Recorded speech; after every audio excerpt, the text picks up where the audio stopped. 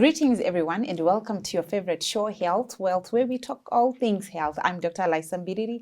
I'm a lifestyle medicine specialist with emphasis on preventive health. This season, we are talking about non-communicable diseases. We looked at our past episode where we discussed what are non-communicable diseases, and we are continuing with this series on non-communicable diseases.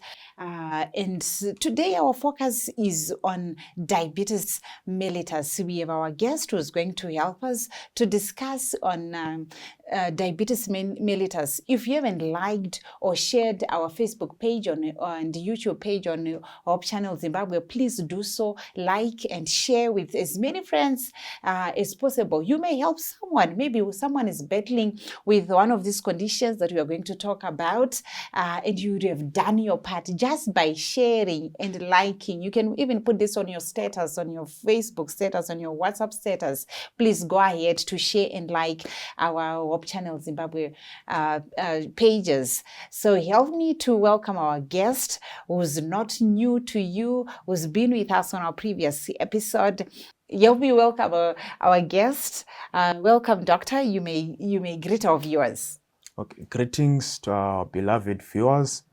Thank you for following up on these episodes of our non-communicable diseases. I am Dr. Mchoza from Mvure Hospital in Mashonaland Central in Zimbabwe. I'm a general medical practitioner and with a vision of becoming a physician. Mm-hmm. Thank you so much, Doctor, for availing your time. I know it is not easy for you to have time to come on our show, but we are grateful for this time that you have given us. Previously, we spoke about the leading causes of mortality and morbidity, and Yes. you mentioned that diabetes is part of the top 10, right? Yes. So maybe let's start by defining what is diabetes mellitus. Okay. Diabetes mellitus is a metabolic disorder characterized by high blood sugar in the body. So it is categorized into two, not two per se, three, which is type 1 diabetes, type 2 diabetes, and gestational diabetes. So in type 1 diabetes, there is insulin deficiency from destruction of the cells that produce insulin in the pancreas. So insulin is a hormone responsible for regulating blood sugar in the systems and especially reducing high blood sugar levels. So in type 1 diabetes, there will be relative insulin deficiency causing high blood sugars. So in type 2 diabetes, it is mainly because of insulin resistance. So it is different from type 1 because in type 2, there is normal levels of insulin, but then there is resistance at cellular level such that insulin won't do its physiological work. Then there's what we call gestational diabetes. Maybe before we move on, thank you so much for clarifying between these two types of diabetes mellitus, type 1 and type 2. Would you know the percentages maybe of people who suffer from type 1? Do we have many people in this type 1, or there are many people in type 2? Okay, so in the distribution of in the population distribution of this disease, type 1 diabetes is usually diagnosed to young people less than the age of 30, and also while type 2 is usually diagnosed in more older people greater than 30 years. On a percentage, 10% is type 1 and the 90% is type 2.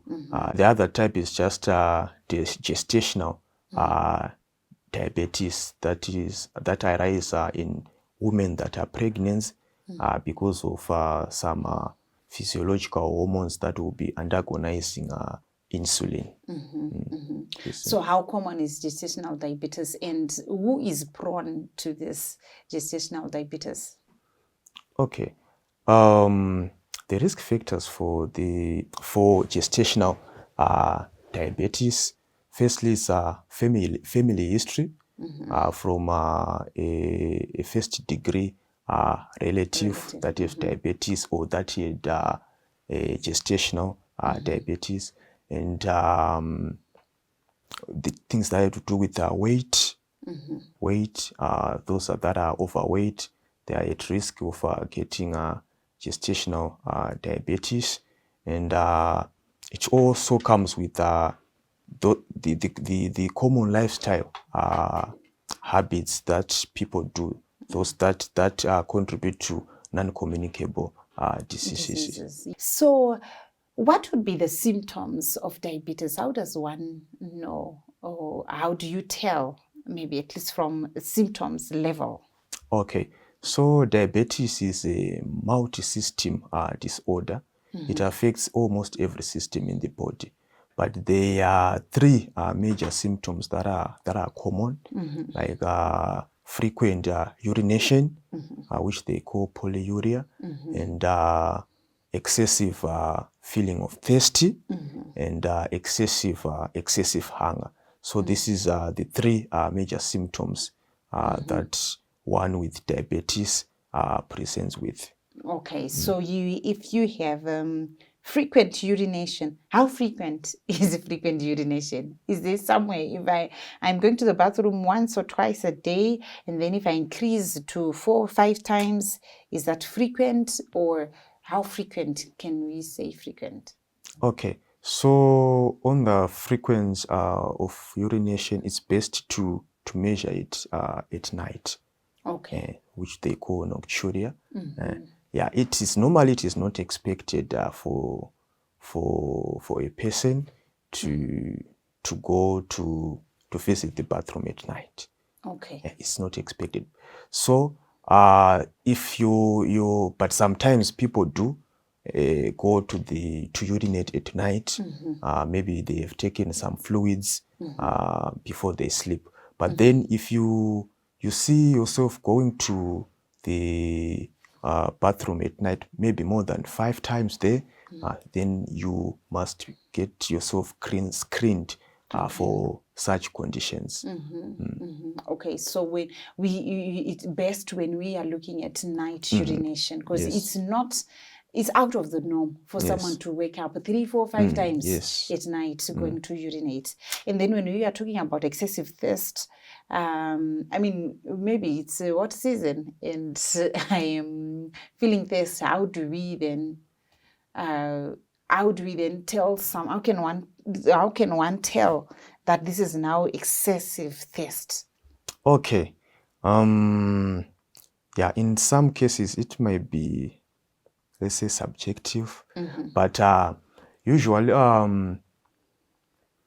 when you have a thirsty feeling, and it should be relieved maybe by some glasses of water. Yes. But this thirst is not relieved by those by normal glasses of water. It really requires maybe some IV fluids to replenish the water loss that have happened in your body. So it's very excessive and abnormal thirst. Yeah, it's excessive and abnormal thirst, which is not quenched by you drinking water. So it means even after drinking the water, you still the thirstiness still persists after you taking water. So we are talking about frequent urination, frequent thirst, and what's the third one? Third one is excessive hunger. Yes. So you get people, maybe it's at a function, family function, it's a wedding, it's funeral. Someone is saying, no, I need to eat. They cannot even wait for the set times for meals, because they are now having this chronic hunger. So when you are looking at, you spoke about abnormal glucose levels. Yes.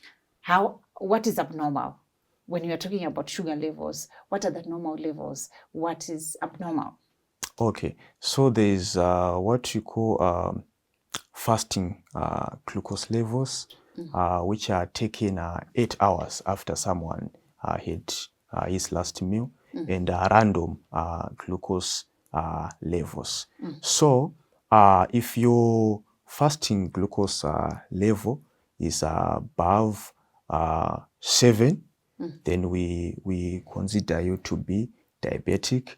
And if your random glucose level is above 11.1, then we consider you to be diabetic. But the ranges that we normally use, it's of normal glucose levels, it's 4 to 6 there. All right. But then for diagnosis, it depends. Is it fasting blood glucose or is it random blood glucose for diagnosis of diabetes? Okay, what units are we looking at? We are using millimoles per liter. Okay, yes, just in case someone does not use Okay. millimoles per liter. So we are saying if your fasting blood sugar is 7 and above, Yes, that is classified Is as diabetic. diabetic. If we are taking your random, what is random? so random is from the word random. So it's for fasting blood glucose. We have said that we take 8 hours from the last meal. Random blood glucose, you just check the glucose levels anytime, despite the duration of the fasting. What then are the risk factors or causes? How does one end up having diabetes mellitus type 2 if we are talking about, maybe we can still have, let's start with type 1 and then go to type 2. How do you just have someone with shortage of insulin and like that? Okay, usually in type 1 diabetes, they further classify it into A and B, but in A they say there is autoimmune cause. So it means that the immune system will be attacking your pancreas, your cells that produce this insulin. And type B, they just say it's idiopathic. It's unknown cause. Yes. Okay. So for your type 1, maybe your pancreas is producing insufficient Yes. insulin, and then the other one is just unknown. Yeah. So for type 1, at which point would one start producing? Do we have someone born with that condition, or what happens? Okay. I think we have said that this type 1 diabetes is diagnosed before the age of 30, before the age of 30 years. But then what usually happens is there is some autoimmune development that happens in your body because of partaking in some foods like cow's milk at a tender age, and also some feeding formulas that can cause these hypersensitivity reactions in the body, and also cause the autoimmune injury to your pancreas. So it's not just the pancreas that is injured with this autoimmune. It can be the skin, it can also be the thyroid. Yes. Okay, yeah. Thank you so much. Now maybe we'll take our break and we'll then move on to type 2 diabetes, which affects about 90% of the population of people who do have diabetes. Please stay with us. Welcome back to your favorite show, Health Wealth, where we are talking about all things health. And on this particular show, we are talking about diabetes mellitus. I'm here in the studio with Dr. Mchoza, who has been taking us through what is diabetes mellitus. He explained the different types, and we had just looked at type 1 diabetes. What are the causes, right? And now let's move on to type 2 diabetes. What are the risk factors? How does one develop type 2 diabetes, where we are saying about 90% of the population do have type 2 diabetes. I mean, diabetes population, rather. Yes. Okay, so type 2 diabetes mellitus is a lifestyle condition, a lifestyle category. Unlike type 1, which may be autoimmune, but also lifestyle has a part to play. Correct. So the risk factors are just the same risk factors for those non-communicable diseases, being categorized into modifiable risk factors and non-modifiable risk factors. On the modifiable risk factors, we have things like unhealthy diet, which I'm going to expand in explaining, and sedentary lifestyle or lack of physical activity, weight that is due to obesity, and things like smoking and alcohol.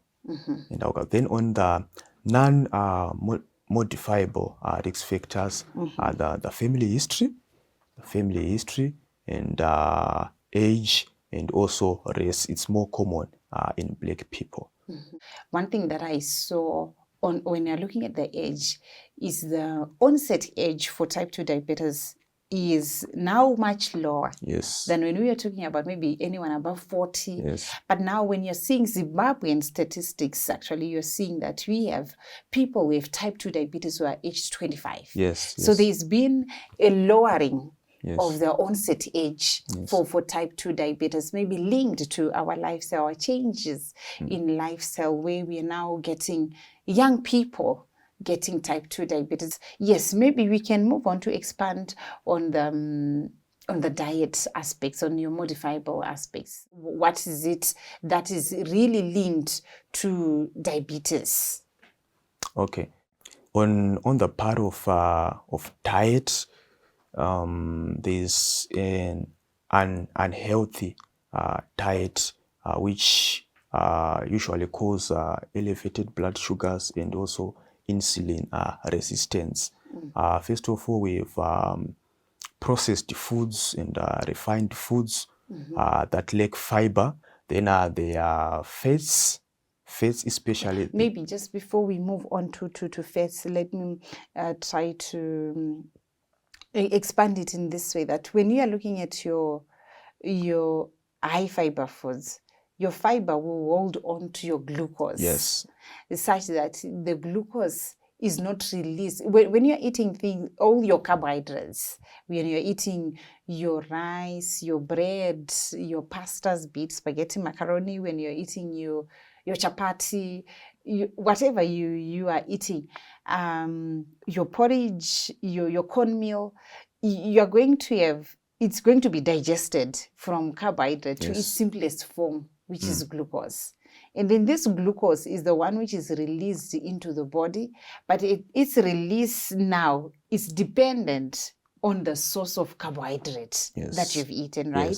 So if your source is a high fiber source, it means the release of glucose is going to be gradual. If your source of carbohydrate is a refined carbohydrate, processed carbohydrate, the release of glucose is going just to be like, it's an instant release, like it gets into your system with a high dosage of glucose, but your fiber will hold on to the glucose for longer as it releases it slowly and gradually.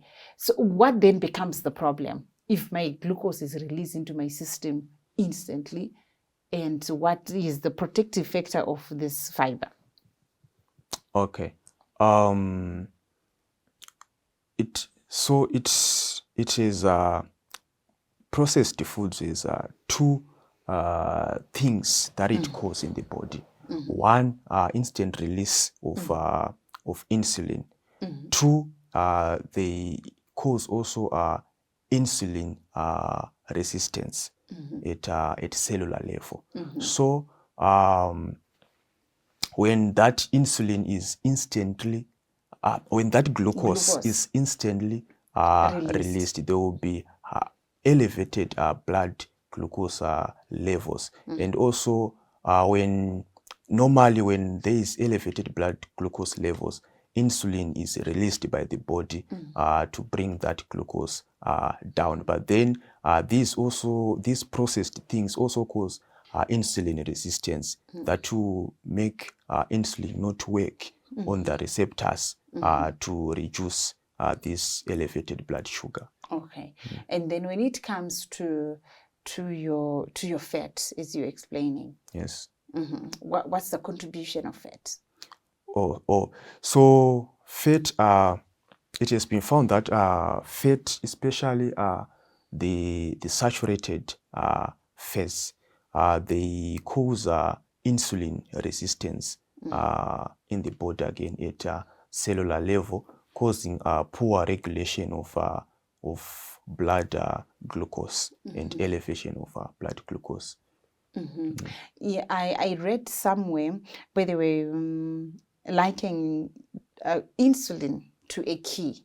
Yes. Where insulin is supposed, like you have your door, and insulin is coming in as a key which will open the door. Yes. Like this is on your cellular level. Insulin is coming in on the receptor to create a pathway where glucose is going to come from the blood and get into the cell. Yes. So insulin is that key which enters the key wall, which is your receptor site, and opens the door. And now when you are looking at your fat now, the fat usually goes on to block those receptor sites. Yes. And when insulin comes, it cannot do its work. It cannot, physiological work. Yes, cannot do its physiological work. So it's not able to open the door.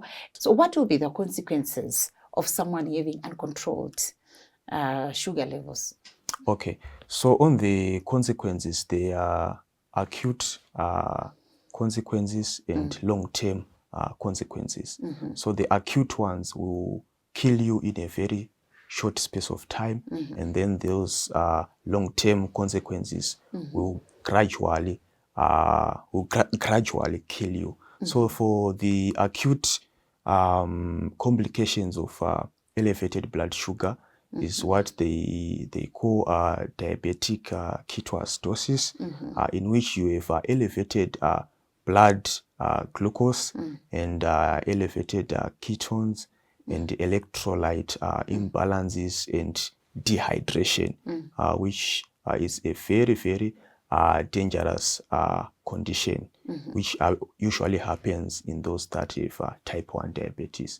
And there's another twin of it, which is called hypoosmolar coma, in which there is a lot of dehydration and the electrolyte imbalances in your body with elevated blood sugar, which is another thing that will kill people that have elevated blood glucose.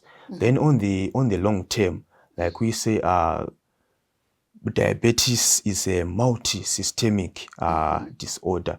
It causes injuries in almost every systems of the body. So from head to toe, we can start in the head, where it can destroy the brain and causes strokes, and also it can destroy the brain with age and causing things like Alzheimer's disease. And also in the eyes, it can also cause blindness, what they call retinopathy. And also if we come to the ear, to the chest, it causes heart diseases, and heart diseases like heart failure and ischemic heart diseases. And if we go to the abdomen, it also causes some kidney failures. It destroys the kidney, what they call nephropathy. And even to the genitals in males, it can cause erectile dysfunction. And also on the limbs there, it can cause lots of sensation in the limbs, and also leading to diabetic foot and eventually amputation. So it's a multi-systemic disorder with many complications that it can cause. Yeah, unfortunately, it comes with all these complications, starting from head to toe. If you are not able to control this, your blood sugar levels, if your diabetes is not managed well. And so, how best can someone? Our time is running out. How best can one manage their conditions to prevent all these complications that come along with poorly controlled diabetes? Okay, the best way to manage diabetes is to prevent it with all those lifestyle modification. So perhaps one develops diabetes. There is the management is in two categories. One, lifestyle, and two, maybe a remedy for those in conventional medicine, drugs, and those in the alternative medicine can use some remedies, but the principles are just the same. The core management of diabetes is lifestyle modification, and then perhaps with addition of a remedy. On lifestyle modification is to do with good diet, wholesome diet, in low fat and low sugar, sugary foods, and physical activity like exercising. So who recommends at least 30 minutes a day of physical exercise for 5 days. That's 150 minutes in a week. Then weight management, and also stress management. Yes, there you have it, our viewers and listeners. It is important that you control and manage your diabetes. Failure to manage your diabetes, you'll get yourself into a whole list of complications that have been explained here.